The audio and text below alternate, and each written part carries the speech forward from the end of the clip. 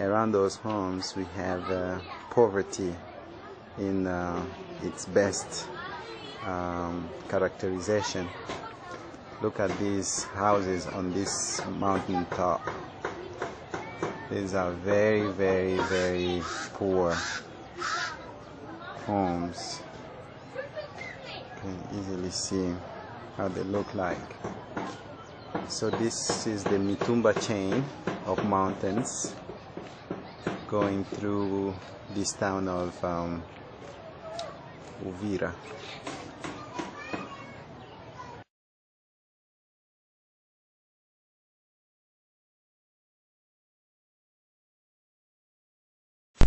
For the past 25 years, the war in Congo has killed over 8.2 million lives. One of the deadliest contributions to the war has been fueled by the profits made off of conflict minerals. These conflict minerals fund weaponry for the rebel groups, which is then used within the war. They abuse their basic human rights, treating them as slaves, forcing the Congolese to overwork for almost little to nothing. Many work in the mines for the rebel groups because their basic human needs are not met and they need to feed their Others families. work out of fear because they use rape and violence as tools to have control over both the minerals and the people of the Congo. Over 500,000 people have been raped since the conflict began.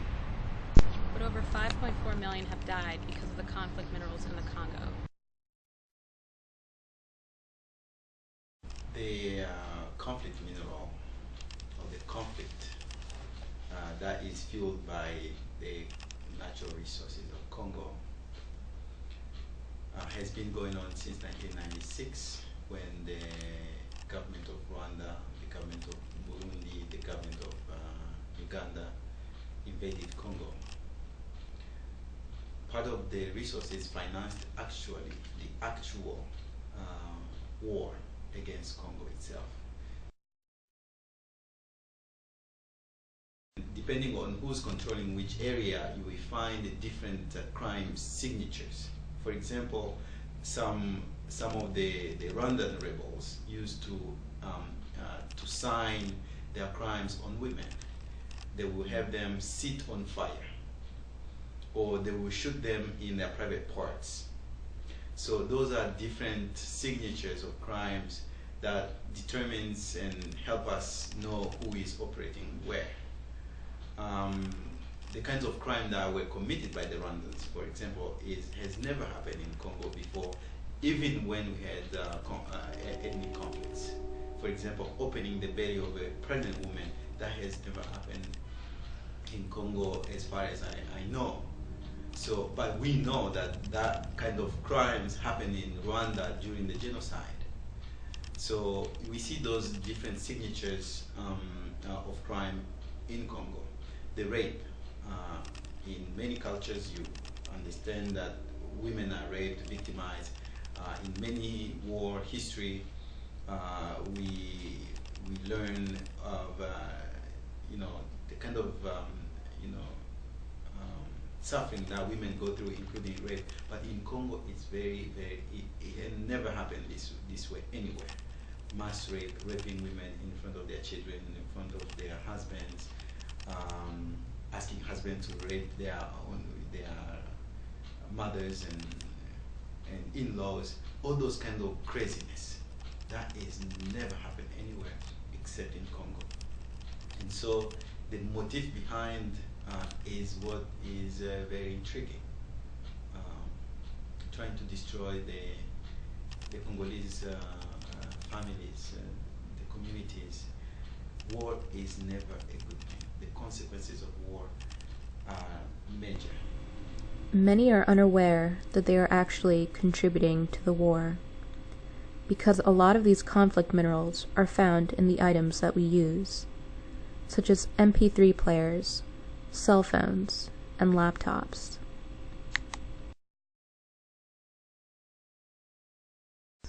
So we have tin and we have coltan, we have gold, um,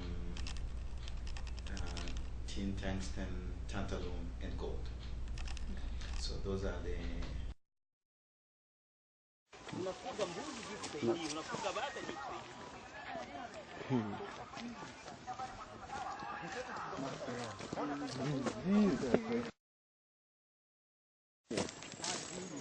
Okay.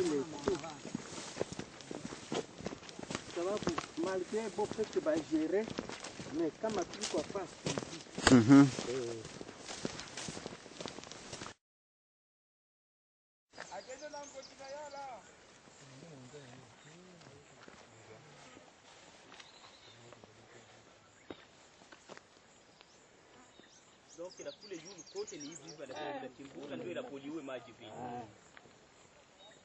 Oh, donc hii ni riviere? La riviere. Kule ngambo kote zote kule. Hapa ni mwanzo tu.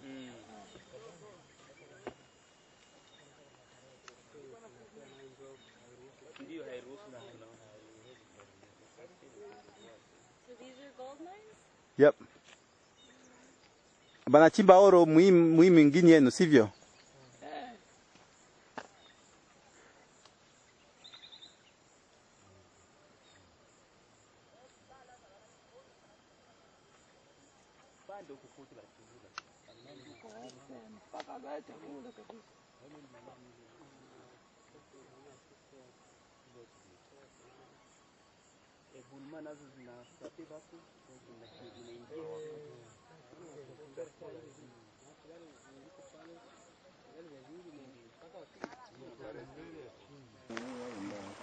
Yeah.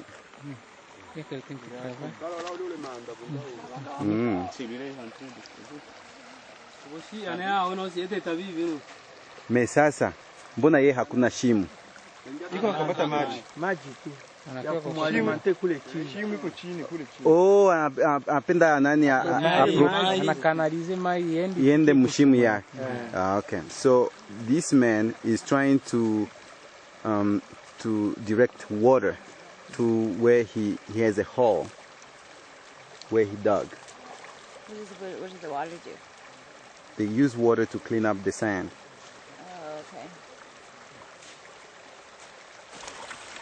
So He's trying to drain water so I can come on top of this bridge and go toward the pit that they dug and begin cleaning the sand, in which they will find gold.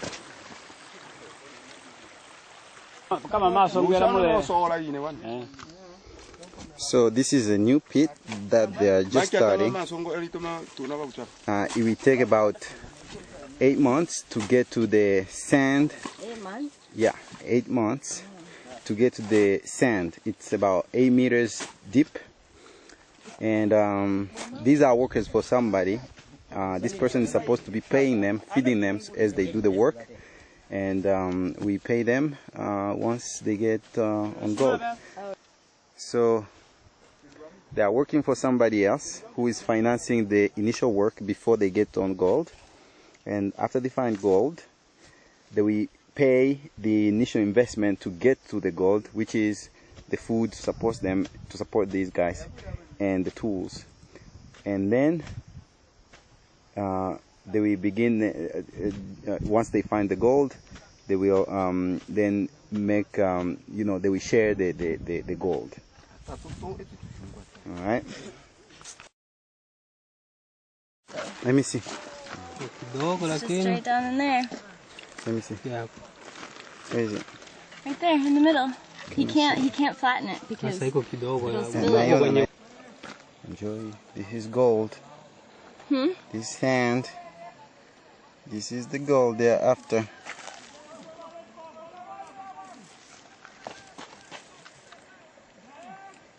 Whoa.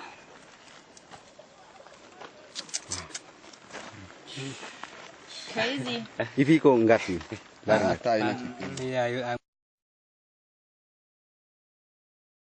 Most of the minerals that are, what do I say?